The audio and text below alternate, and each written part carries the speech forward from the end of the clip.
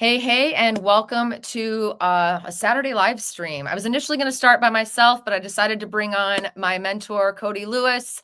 This is on both of our channels, Cody. So I was going to initially introduce you to my audience, but I just remembered your audience is watching this too, because you have a YouTube channel, my friend. So hi, how are you? Happy Saturday. Yeah, great to be with you.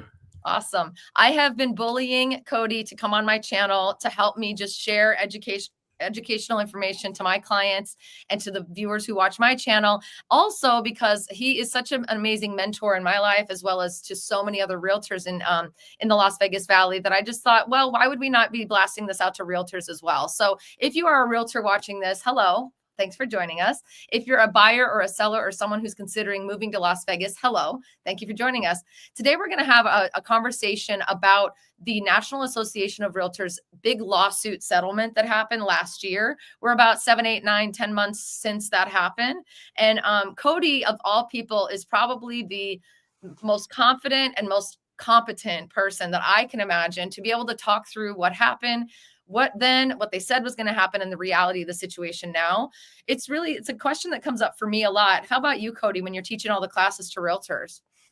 Yeah, I mean, obviously this has had a big impact on our business as realtors, and everybody thought it was going to have a huge impact on buyers and sellers, which we'll talk about here in a little bit, the ways that it has and hasn't. You know, lots of things that we thought would happen didn't.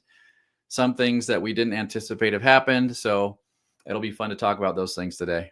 Yeah. So what we're going to do, just to give you kind of the lay of the land, is we're going to run through kind of what the lawsuit was, what it entailed, right? Because I think a lot of people are really confused by that. Even realtors, even some realtors don't really know what the heck happened. And then we're going to just kind of move through all the conversation for today. Before we jump into that, though, a couple of things. Shameless plug for me, because it's my channel and I'm the one driving the ship here. There is a QR code in the corner. If you are a buyer or seller or someone looking to move to Las Vegas, and if you're a realtor, anybody who wants to get in touch with me, that's how you do it. Just scan that QR code and you can schedule some time with me. We do speak to realtors. I usually like to chat with you and see if you're interested in joining our amazing group that Cody has started called Synergy Community, where we bring realtors together to learn really cool stuff like this. And then for buyers and sellers, you know my thing. I want to help you move to Las Vegas. This is my dream. It's my passion. It's what we do. I don't care if it's now or 10 years from now. I want to talk to you. Cody is an amazing human in my life. He's my mentor. He's a coach. He's a realtor. He's a consultant. So I'm just so grateful that you've been giving me some of your time. I think it's because I beat you up a little bit, but whatever. How's that black eye I gave you last week? Well, it's that what it is that you finally talked me into a live stream. I don't know how long ago it was now, but I didn't die, so I figured, okay, I'd be willing to come back on. Survived. You made it. So, all right, Cody. And for those of you who are watching, these live streams are for you. So we are not here just to talk to each other. We want to talk to you. So do us a favor, drop it like it's hot in the comment box below. Give us some comments, give us questions. It doesn't have to do with what we're discussing today. We're really excited about just sharing as much knowledge as we can and getting you excited about whatever the heck you're doing, whether it be as a realtor or a buyer or a seller. All right, Cody. Walk me through, if you could, because you explain it better than anyone. When you teach classes to realtors and when I've taken your classes, I'm just like, why didn't they say this to us? Why didn't someone else? Where's the brokers of the world that should be educating us as realtors about this? So walk me through like what the plaintiffs were claiming, what that was, and kind of what their goal was, essentially.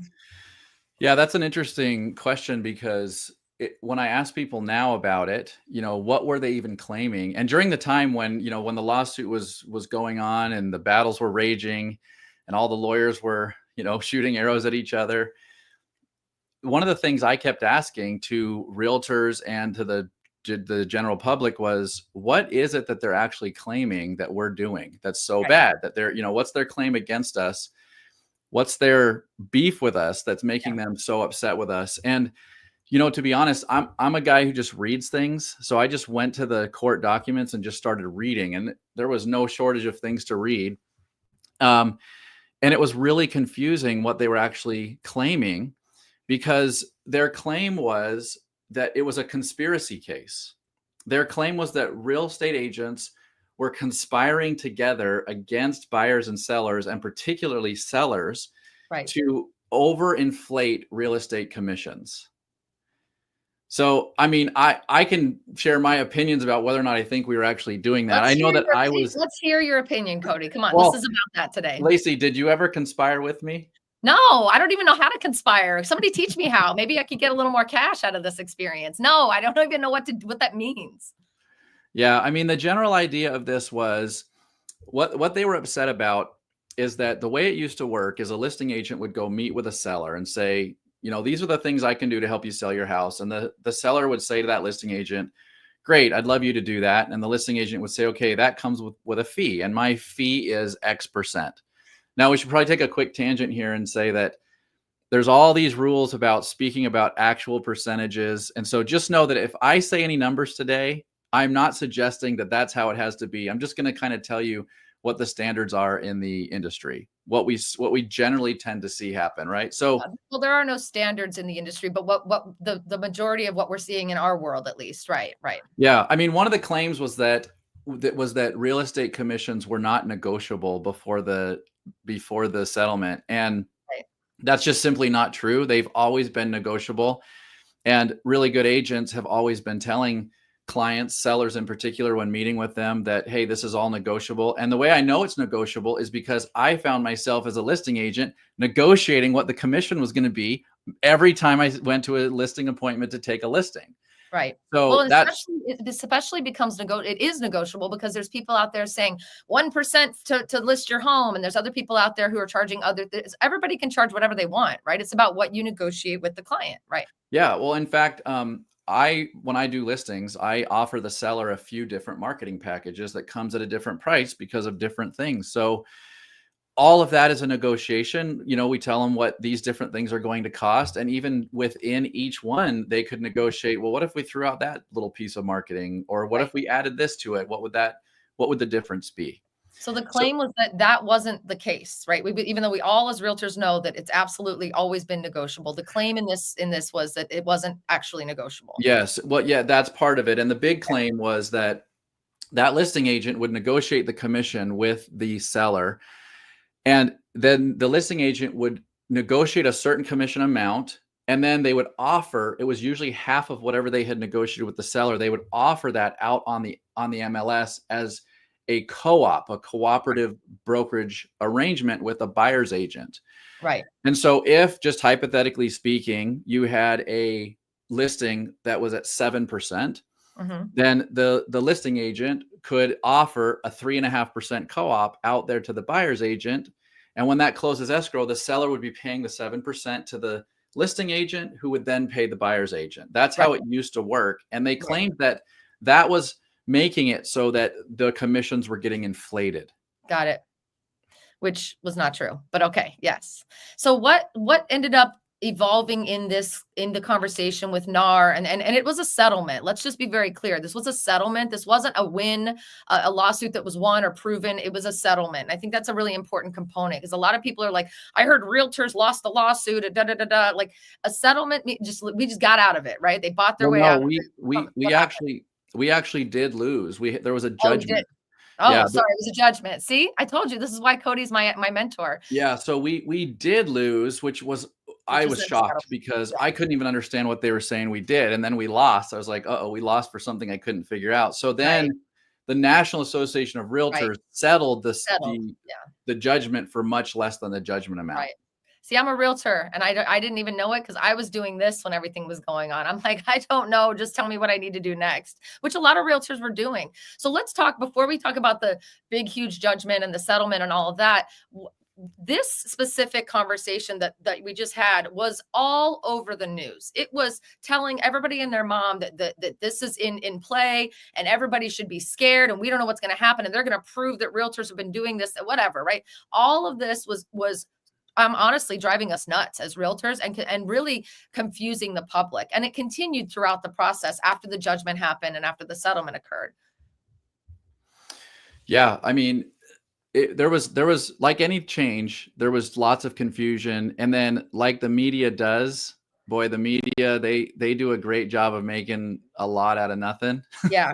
Yeah. So, I mean, part of it, to their credit, part of it was really unknown, and whenever it's unknown, it's what will sell as the headlines that seem really, really stark. Yeah. But yeah, I mean, I know lots of realtors. I was getting called by lots of realtors, Yeah. lots of my clients, buyers and sellers alike, saying, what happened? What is the Yeah. change that's happening here? So what did happen after we lost and the big judgment occurred? Tell me how much that was. So the judgment was 1.6 billion ish, but who's Billion, counting? billion. Yeah, and then we settled. National Association of Realtors settled for 418 million. So that's the number. That's why in my head I kept thinking it's a settlement, because that's the word that's been spread around. The judgment Yep. and the actual loss of the lawsuit didn't even occur to me, or it did, but it just didn't even sink in. The $418 million, which came from dues that we pay to our association, was what really stuck for me. And I know a lot of other realtors as well. The reality, though, of what really happened next, the results of the settlement and the changes that they agreed to, I think are the most interesting. Do you mind taking us through that? Yeah, I mean, so the way that NAR was able to settle it with the plaintiffs, and Yeah, this was originally a few plaintiffs. It turned into a class action lawsuit, right, right? But the people who were like the main plaintiffs who were representing the class, essentially, the way that NAR was able to settle with them was they said, we will make some policy changes. And if we make these policy changes that fix the things you were claiming we were doing to conspire against you, will you take less? And can we just put this all behind us? right, Right. Which, you know how these things work. Almost always they get settled because, there was going to be an appeal to the 1.6 right, billion, and that would have gone on for years longer. right. And getting it behind us was something that National Association of Realtors was interested in doing. Right. So talked about what some of the changes that National Association of Realtors agreed to, like some of those policy changes. I know them, but I just love the way you break this down. And again, as a realtor who was scared at that time, very, very scared and confused, most of us are, and some were, and some still are. It was so comforting for me to go into one of your classes and to hear you break it down and really take the steam out of that. Yeah, there were a lot of things, and I read the whole 108-page settlement document, but it really comes down to just three things that really matter to all of us, and especially for this conversation today. Right, right, The first one is that they agreed to decouple the commission. So remember how I said before they would negotiate the total commission, and then the listing agent would offer a co-op. yep, Well, the co-op has become like a four-letter word. You yeah, can't even like say it, or you're going to get fined by the right, association right, these days. So now the listing agent negotiates this commission for selling the house directly with the seller, and then the buyer's agent hires their agent and agrees to, in a separate document, which we're going to talk about here in just a minute, to pay the buyer's agent a certain percentage of the sales right, price, or it can be a flat fee or whatever they negotiate. And so the buyer agrees with that with the buyer's agent in advance, right. instead of there being a co-op. And so like it is one of the main things that they agreed to do is that they would not have advertised the co-op on the MLS in any way, not like trickery. You couldn't Right, like try to backdoor it, nothing. right, Right. And the third one is, so I mentioned those two. The third one is that document that I mentioned that the buyer's agents are going to sign with the buyers is called, we call it in Las Vegas, the BBRA, Buyer Brokerage Representation Agreement. right. And And so so now we're required to have that in place before we show any houses to any buyer. And that's true for every realtor in the entire nation. right. It's so interesting to me too, just thinking about like the results of the settlement and thinking specifically the no advertising of the co-op number on the MLS. I've had a lot of buyers and even other agents say to me, like, I've had actually, I'll start with agents. I've had agents say to me, I won't even show a house if it doesn't have XYZ. It's, as much as this percentage or whatever advertised on the MLS, which used to like, what do you mean? That's illegal. That's not okay. Obviously, I hope that those people are out of business, but the majority of realtors don't operate that way, right? We are here to serve our clients. We show them the houses that fit their needs. That's our goal. But the no advertising of the co-op on the MLS, for me, feels like it's like less. It's like more behind the scenes now, whereas it felt like those changes were supposed to make it more upfront. Am I wrong in feeling that way? Yeah, I mean, I felt the same when the settlement happened. The association sent out an email to all realtors saying, "We just settled this. Here's you're first to know." Yeah, And as I was reading through it, I thought, I don't think they worded this right. It's probably not really what they did. And then I read the actual settlement because the 108 pages, and I was like, oh my gosh, it is actually what they really did. They took advertising what the buyer's agent is getting paid off of the MLS. Because remember, when you decouple those things and now buyers are negotiating that directly with their agents, Right. you don't need to advertise that there. But the result is that now when we make offers for buyers Right. in the RPA, the residential purchase agreement, there's a section where we say, here's our offer, but it's included in this offer is we are asking you to pay our buyer's agent X% of the Right. sales price, right? Right. So what's happened is now these commissions are being negotiated kind of behind the scenes, Right. which And, it feels you know, weird. I'd like to lean in and say that 99.9% of realtors are honest, and obviously that's not everybody still sees the numbers. It's still very much in front of everyone. It's never a secretive thing. It can't be secretive because it's all laid out on the table. But it was already negotiable before, so that wasn't really a change that was needed. It was out on the nose and in front, so you knew what sellers were willing to pay up front. Now you have no idea, so it's like you're negotiating before the deal's even done, essentially. Some of the stuff that was already a part of our process. So it's very strange to me. The one thing that I think has really thrown a lot of realtors for a loop is, you know, a lot of buyers agents like to say to themselves, I'm a free service, I'm a free service, I'm a free service, which was never really a true statement because at the end of the day, that's always a negotiated thing, right? How you get paid and what you get paid has always been negotiated, whether it be with the seller or the buyer. It's always every deal is different. But the BBRA we call it the BBRA, the smaller the document, having to have that signed before you can even show homes, and having to have that hard conversation as a buyer's agent now, having that conversation at all is a fish out of water moment for them. And then having it before you even show homes is stifling to a lot of realtors. What are you seeing with realtors in your classes, and are they still very scared of that experience? I've seen several that are like, I don't even know what Yeah. to say. No, this freaked out most buyers agents because before they could just go to the MLS and they'd see what they were going to get paid. Right. Now, I'll tell you, I personally hated that because it was somebody else negotiating the value of my services. Now I Right. negotiate that directly, and I like that way, way better. But Right. for sure, this was a difficult conversation for a lot of agents to have with buyers. And I mean, this is definitely a tangent. We probably don't need to go on it, but you know, it basically comes down to you need to prove your value to Right. your client. And so Yeah. now sellers have to, or selling listing agents have to prove their value to the seller. Buyers agents have to prove their value to the buyer. And if they Right. can't, they don't get hired. Yeah, the other component too is that it really this new process, I actually really like it. Same way you do, is that, you know, we get to upfront just kind of make everybody aware of our value. We you know, we follow up and prove that value, but it also has prevented a little bit of what we were seeing for a long time in the industry of like realtor shopping, right? Not shopping, because people are still shopping and we encourage you to do that, but it's more so like people would like ghost you, right? You're on the phone with someone, you're showing them houses, you have to have them sign that before you can show the houses.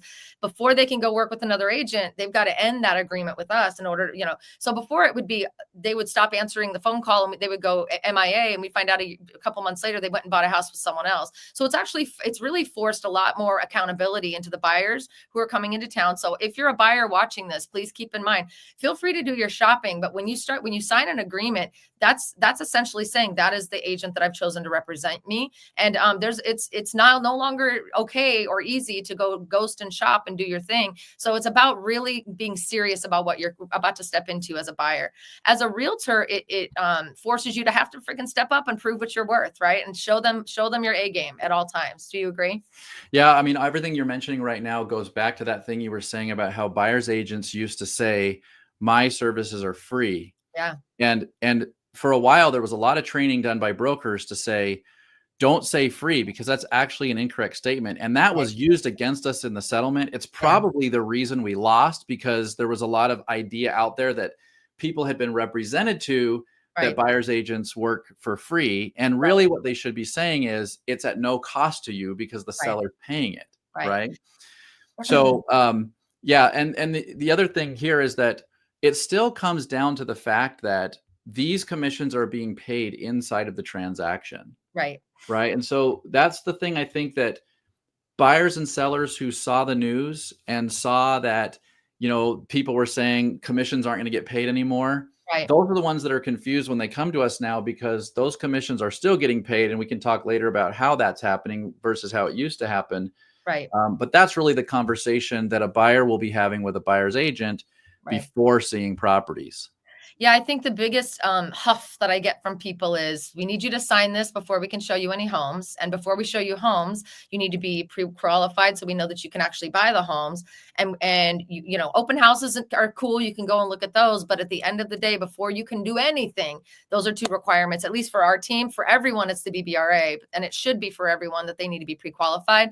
And I think the idea that they have to sign something that says they're willing to pay that amount if they end up buying the house scares people because they don't know what can be negotiated and what can't yet based on the homes that they might find. So it's definitely been an interesting evolution to my business. You know, it was I'm not going to lie, you know, because I wasn't really synced into it and I was really just so focused on working with clients. And then all these new laws and rules came out and it was just a bee's nest of craziness. It was really difficult to find the right words, the right phrasing, and the right conversation that needed to be had with your clients so that everyone was confident walking in. You can't make promises. You can't say it's guaranteed to be covered by someone else. So if you're going to be buying a home, you have to be prepared or only willing to write offers and sign offers that are going to incorporate what works for you as far as that payment structure goes.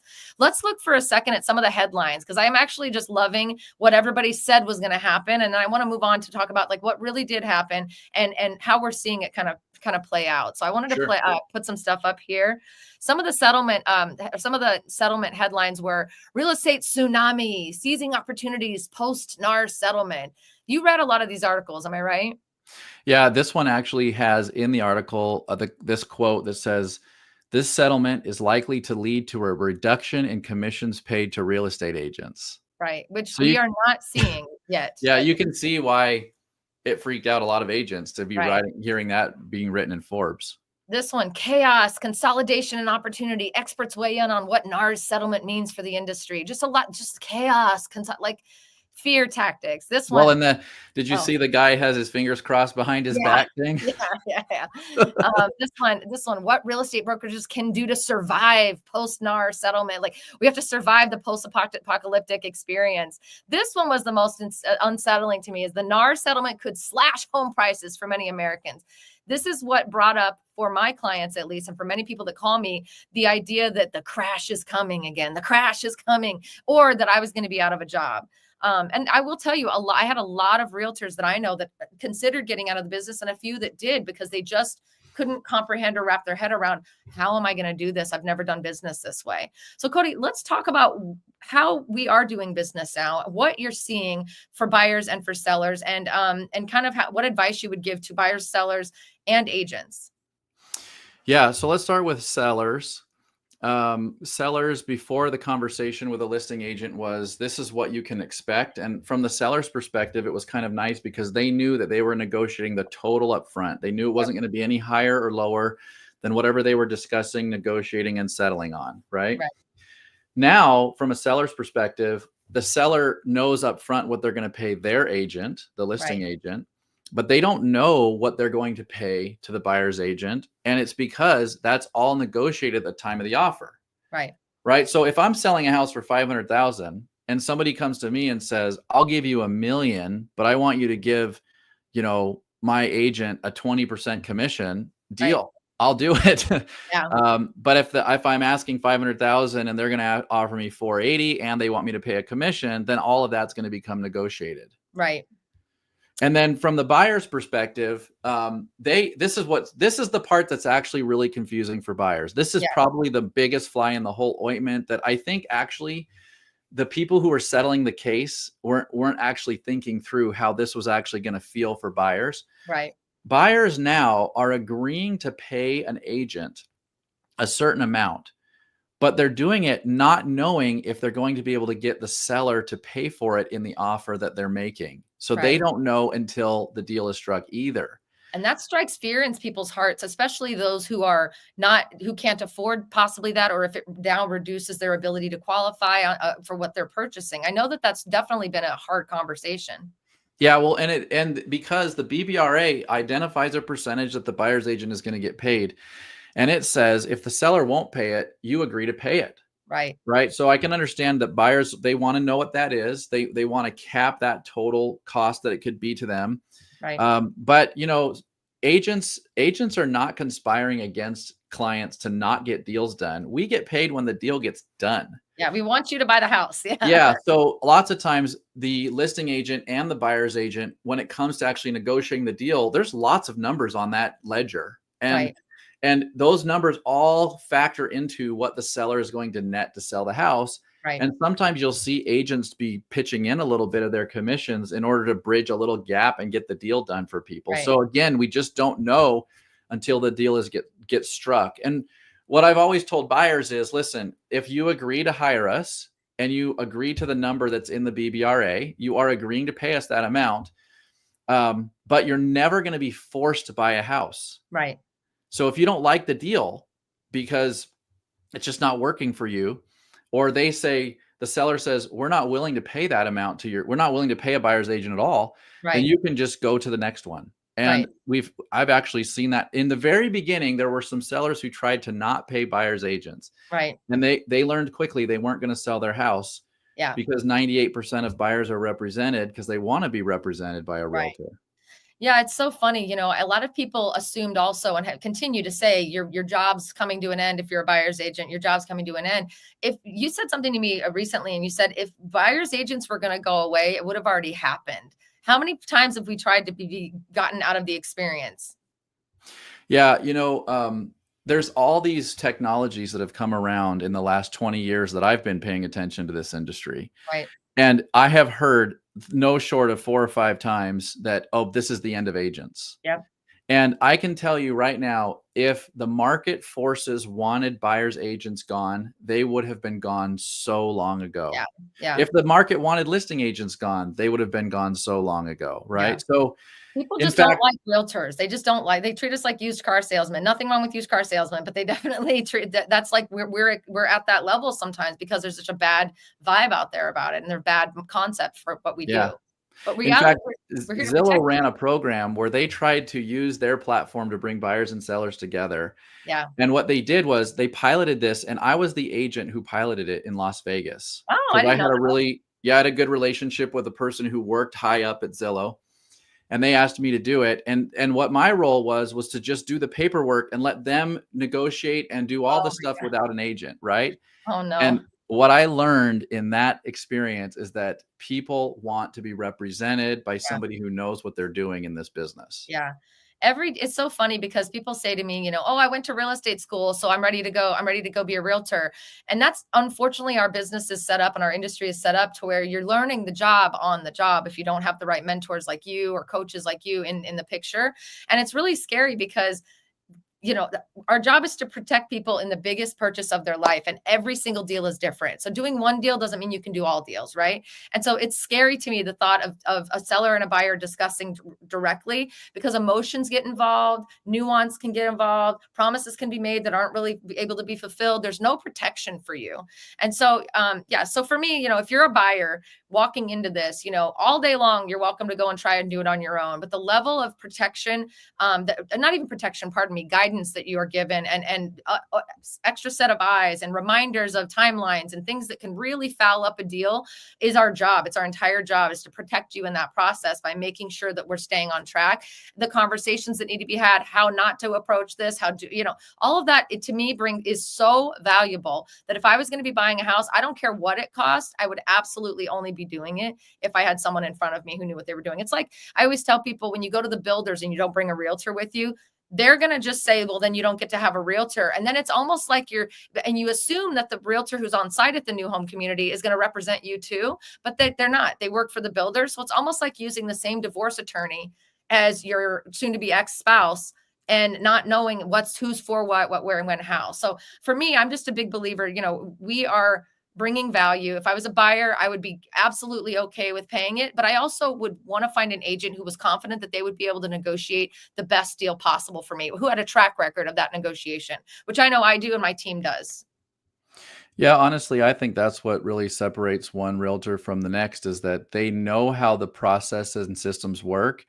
They can anticipate what's coming before it comes. And so they can be protecting their client from stepping in a pothole way before that ever even gets to them. And unfortunately, we do see some people, especially what you mentioned happens a lot where buyers think they can just go it alone with a builder. And like literally when you're dealing with a normal seller, that seller is not a professional seller. They're just a homeowner, right? When you're dealing with a builder, that is literally a professional seller. Yeah. They know exactly what they're doing, And how to do it. they don't have any responsibility to remind you of deadlines and to let you know what that little small fine print is and to make sure you read this document, make sure, yeah. So it's nuts to me. One of the things that you said to me recently, or that you were kind of walking me through, I think it might have been during one of the classes, was a couple of scenarios as to how a deal can be negotiated. And I think you had a little spreadsheet. Is that something that we can share today? Yeah, sure. All right, let me see if I can pull this up here. Oh, that's not it. Let me remove that. There we go. Is this it? This is it. Yep. So walk me through these different scenarios just so people can get an understanding of what this looks like, different scenario of who's paying for what, where, when, how. Yeah, so the box A shows what I was describing before about how it used to work, where there was just a total commission that got negotiated with the seller. Now keep in And mind then the numbers on this sheet are just for example, all of it's negotiable. Want to just disclaimer again. thank you. Look at Laci doing the risk reduction stuff here. I'm trying to make sure we don't lose our licenses and Yeah. do the wrong thing. Okay, go ahead. But I gave a disclaimer in the beginning that these are all just hypothetical numbers, okay? Yeah. Yeah. So then box B is what the lawyers and the courts wanted the result of the settlement to be, which is where now it's separated out. Right. And each one of those things are negotiable on their own. Okay. Right. And box C is what sellers were hoping was going to happen, Right. that they were going to now, like, instead of netting 94,000 after paying a 6,000 commission, they were going to net 97,000. But what happened in reality is that box D shows that because the buyers had agreed to pay their agents, they didn't have as much to offer into the house. Right. And so the offer prices on average were lower. And so the net you can see in box D and A are the same. Right. And at least in these market dynamics, and we can talk about how market dynamics might change this, but in these market dynamics, that's what we're seeing happen, is that Right. there hasn't been a crashing of prices. There hasn't been a huge change to commissions. The only difference is now that the parties negotiate it for themselves. Right. Walking in, I think if you're a buyer watching this or considering buying, walking in, I think choosing your realtor, hopefully it's me, choosing your realtor. I got to do the shameless plug. By the way, there's a QR code over there if you want to scan it. You really want to find someone with the confidence to negotiate. So the reason I say that is, it is scary signing something up front, but you made a great point, Cody, is that you can sign up front that you're willing to pay that fee. But if that fee doesn't net out to what you need it to be to make sure you get the house, we move on to the next deal and find the deal that's going to work for you financially, obviously in the house that works for you. But with that said, I just I just keep laughing at the idea of like walking in and trying to understand all of that without representation. And I always see in your classes, and I see a lot of realtors still super confused about how to have that conversation. So as a buyer, find an agent that's confident in their ability and has a track record of how to negotiate. Cody, let's talk about what's going to happen, what I think is going to happen, and what you think is going to happen when the market dynamics shift. So right now, just to be open with everyone who's watching this, at this moment in time, May 10th in 2025 in Las Vegas, it's a very negotiable market, right? At this moment in time, we're having no trouble at all having the negotiation conversation related to having the buyer's fees paid by the seller. If the seller wants to sell the house, they need to make it marketable. That's a marketable thing to do and to be open to that conversation. There's only been a couple of times early days when this first happened that didn't happen. Now, no problem. If it shifts to a far more of a seller's market, meaning if the rates drop and our inventory starts to shrink and we get to a place where we're having bidding wars on houses, my assessment, and I think you disagree with me on this, so I want to have a healthy debate. My assessment all along has been that would be the moment where buyers have to not take it more seriously, but take stock in that conversation about that the negotiability goes away, in my opinion, or shrinks a little bit because you're negotiating against people who might not need that fee paid for. Is that how you feel what's going to happen, or what are your thoughts on this? So the way you just teed it up, you did actually sway me a little bit from where I was going to be on this. When sellers feel like they don't have to pay as much, they're basically just saying, I want to net more after all of my fees. Right. Okay. And interestingly, we've seen this happen many times in our market before the settlement. During COVID, man, we were having 40 and 50 offers on every house, and the best Yeah. offer, the highest cash always won. Yeah. What's always been interesting to me is that when it was a real seller's market, like they're flying off the shelves, builders would try to not pay buyers agents, Yeah. and that would not last very long Yeah. because the buyers felt like there was value in being represented. Right. Right. And then the buyer's agents weren't willing to represent them if they weren't getting compensated, obviously. Right. Right. So what I could see happening when it becomes a super seller's market is that some buyers might use that to their advantage. Right. They might say to a seller, hey, I'll offer you this, and I'm only asking you for this small amount, or I'm asking you for nothing towards my buyer's agent, knowing they're just going to pay the buyer's agent. Right. As a way to sort of sweeten their deal. But at the end of the day, it's actually all really the same, because those numbers are going to add up to some net for that seller and some cost for that buyer. At the end, they're going to be the same.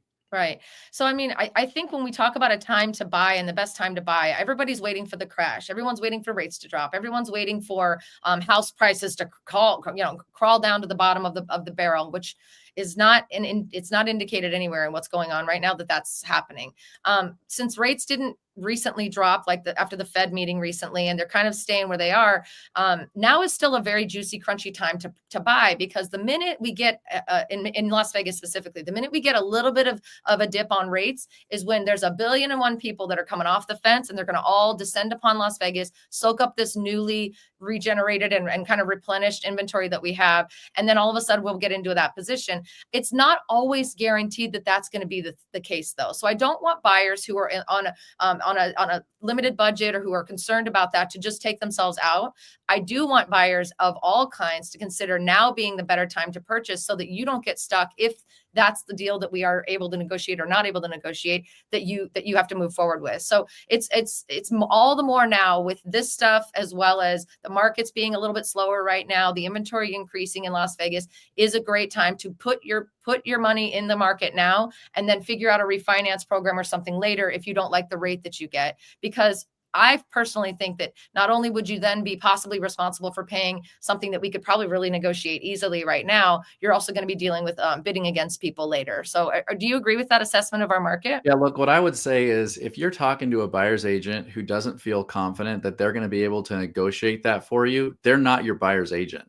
Well, and how does a buyer agent show you that they're not confident? Every realtor looks confident, Cody, but I'm talking about ask for the records, ask for the receipts. If I was a buyer and my buyer's agent said to me, I want to get paid X%, and I said, how about half of that amount? And they agreed to it right away, I'd be nervous about that. Right. I'd be nervous about that because it would mean that they don't have confidence to go get from the seller what they feel like their services are worth to you. Yep, absolutely. So Cody, I want to switch over and just look at the comments a little bit, see if we have any questions. If you're watching this as a realtor and you want to learn more, Cody is an incredible, sorry, I'm going to pump you up a little bit here, an incredible realtor, coach, consultant. He does classes here in Las Vegas. But Cody, what I love about you is that you're open to talking to any agent across the world, the nation, because this isn't just a Las Vegas thing. This is a nationwide thing here in the US. So if you're a realtor, please lean into Cody. Hold on, let me give you a little love here real quick. Let's subscribe to the MBA Farmer on YouTube, because Cody's going to be doing, I think, a podcast pretty soon. He's got some content coming out. You'll see why he's so unique as a human on that channel, because there's a lot of cool stuff. And he's also a farmer, which is why it's called MBA Farmer. If you are a buyer or someone who's thinking about buying a home, or even a seller, I would love to chat with you a little bit more about this specifically for your experience. I don't want any of what we're saying here to scare you buyers. I want it to encourage you to hurry up and get in the market, because this is a time when this stuff is not really going to affect you. The time where it could, not guaranteed to, is coming. If things shift in the market, that's where it's going to come. So hoping that this has been helpful to everyone who's watched. Let's jump over and see if anybody's dropped us some questions. Hey guys, it's good to see. We got somebody says, hello from Cannes, France. Hello, see you in a couple weeks. Nice to see you. Cody, it looks like your camera is not focused on the right thing. We got to fix that for next time. I still think you look handsome as ever. Hello. Let's see here. Good information. Steve says, good information. Thanks for taking the time to put it together. Our pleasure, Steve. Thank you. Sue says, good info. Thank you, Sue. And Oscar says, looking to learn about the process. Well, I hope that this has educated a lot of you guys as to what we are hoping to continue to do. I'm going to keep beating you up, Cody. I want you on these live streams with me a little bit more often. We'll fix your camera issue for next time. But because if you guys can't tell, I'm a realtor. Cody's a realtor, but even as a realtor and a business owner, I am always looking to better myself and to educate myself and to make me better at this job. You learn the job while you're doing the job. Every deal is different. This shook up the industry in a way that I still my boots are still shaking from it last year. And it's so funny because all I had to do was talk to Cody, forget all the details and let just Cody look at me and go, you're going to be fine. And guess what? We've been fine.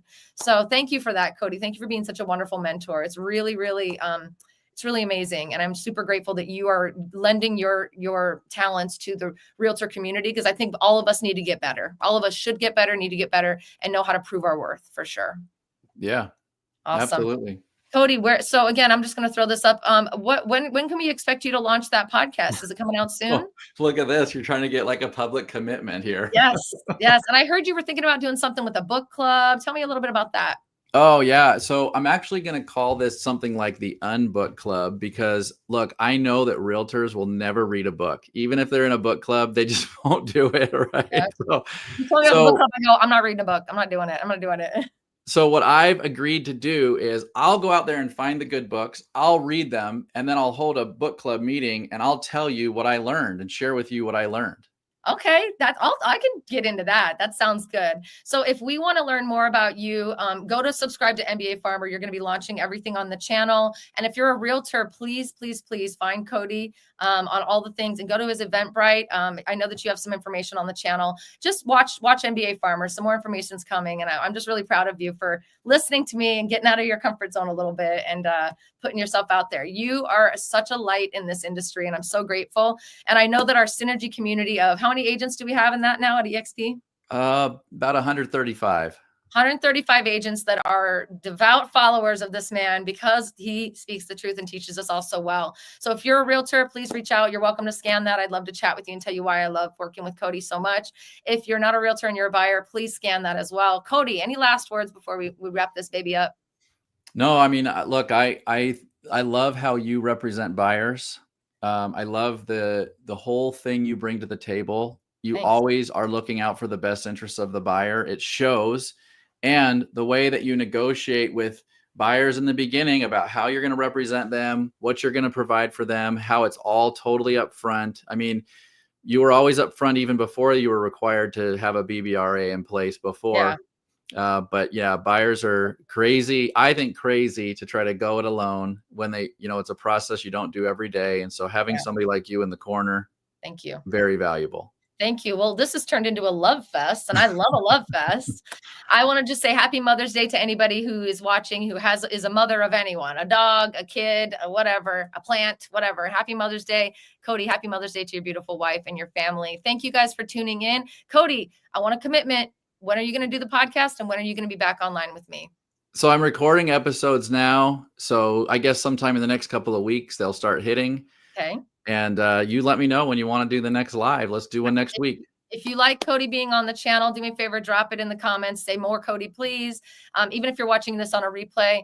Yeah, I mean, he keeps me straight. I don't need to know that it was a judgment and a settlement and all those things. I just look at Cody and say, what am I supposed to do? What am I doing here? All I care about is what my clients are doing, and people love living in Las Vegas. Everything else gets handled by this guy. So thank you again, Cody. Happy Mother's Day, everybody. We'll see you soon.